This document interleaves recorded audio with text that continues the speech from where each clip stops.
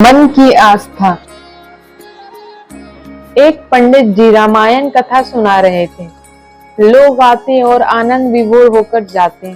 पंडित जी का नियम था, रोज कथा शुरू करने से पहले आइए हनुमत जी विराजिए कहकर हनुमान जी का आवाहन करते थे। फिर 1 घंटा प्रवचन करते थे। वकील साहब हर रोज कथा सुनने आते।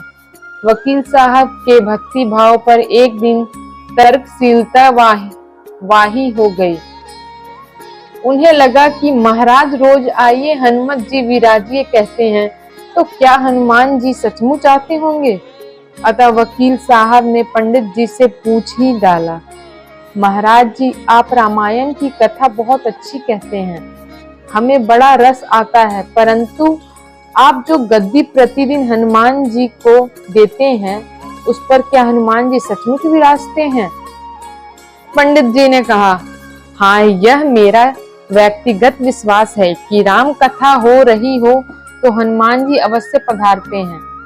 वकील ने कहा, महाराज, ऐसे बात नहीं बनेगी।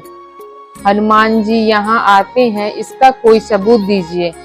आपको साबित करके दिखाना चाहिए कि हनुमान जी आपकी कथा सुनने आते हैं। महाराज जी ने बहुत समझाया कि भैया, आस्था को किसी सबूत की कसौटी पर नहीं कसना चाहिए।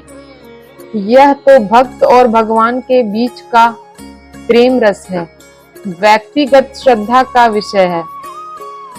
आप कहो तो मैं प्रवचन करना बंद कर दूं या आप कथा में आना छोड़ दो। लेकिन वकील नहीं माना।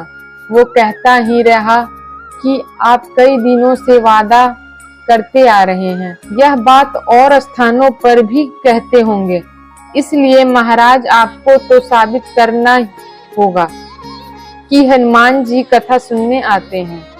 इस तरह दोनों के बीच वाद विवाद होता रहा। मौखिक संघर्ष बढ़ता चला गया। हारकर पंडित जी महाराज ने कहा, हनुमान जी हैं या नहीं, उसका सबूत कल दिलाऊंगा। कल कथा शुरू हो तब प्रयोग करूंगा। जिस गद्दी पर मैं हनुमान जी को विराजित होने को कहता हूँ, आप उस गद्दी को आज अपने घर ले जाना। कल अपने साथ उस गद्दी को लेकर आना और फिर मैं कल गद्दी यहाँ रखूंगा। मैं कथा से पहले हनुमान जी को बुलाऊंगा, फिर आप गद्दी ऊंची उठाना। यदि आपने गद्दी ऊंची कर दी तो समझना कि हनुमान जी नहीं है। वकील इस कसौटी के लिए तैयार हो गया। पंडित जी ने कहा, हम दोनों में से जो पराजित होगा वह क्या करेगा, इसका निर्णय भी कर ले। यह तो सत्य की परीक्षा है।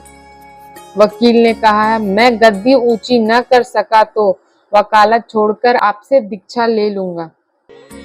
आप पराजित हो गए तो क्या करोगे? पंडित जी ने कहा, मैं कथावाचक छोड़कर आपके ऑफिस का चपरासी बन जाऊंगा।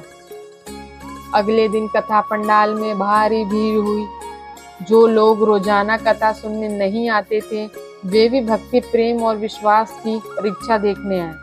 काफी भीड़ हो गई। पंडाल भर गया।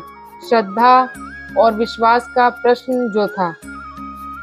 पंडित जी महाराज और वकील साहब कथा पंडाल में पधारे। गद्दी रखी गई।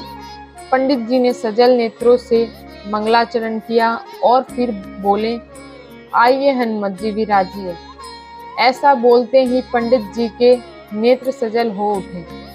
मन ही मन पंडित जी बोले, प्रभु, आज मेरा प्रश्न नहीं बल्कि रघुकुल रीति की परंपरा का सवाल है। मैं तो एक साधारण जन हूँ, मेरी भक्ति और आस्था की लाज रखना। फिर वकील साहब को निमंत्रण दिया गया, आइए गद्दी ऊंची कीजिए। लोगों की आंखें जम गईं। वकील साहब खड़े हुए। उन्होंने गद्दी उठाने के लिए हाथ बढ़ाया, पर गद्दी को स्पर्श भी न कर सके। जो भी कारण रहा, उन्होंने 3 बार हाथ बढ़ाया, किंतु तीनों बार असफल रहे। पंडित जी देख रहे थे। गद्दी को पकड़ना तो दूर, वकील साहब गद्दी को छू भी न सके। तीनों बार वकील साहब पसीने से तरबतर हो गए। वकील साहब पंडित जी महाराज के चरणों में गिर पड़े और बोले, महाराज, गद्दी उठाना तो दूर, मुझे नहीं मालूम कि क्यों मेरा हाथ भी गद्दी तक नहीं पहुंच पाया। अतः मैं अपनी हार स्वीकार करता हूँ। कहते हैं कि श्रद्धा और भक्ति के साथ की गई आराधना में बहुत शक्ति होती है। मानो तो देव नहीं तो पत्थर। प्रभु की मूर्ति तो पाषाण की हुई होती है, लेकिन भक्त के भाव से उसमें प्राण प्रतिष्ठा होती है तो प्रभु विराजते हैं। जय श्री राधे, जय श्री राधे, जय श्री राधे।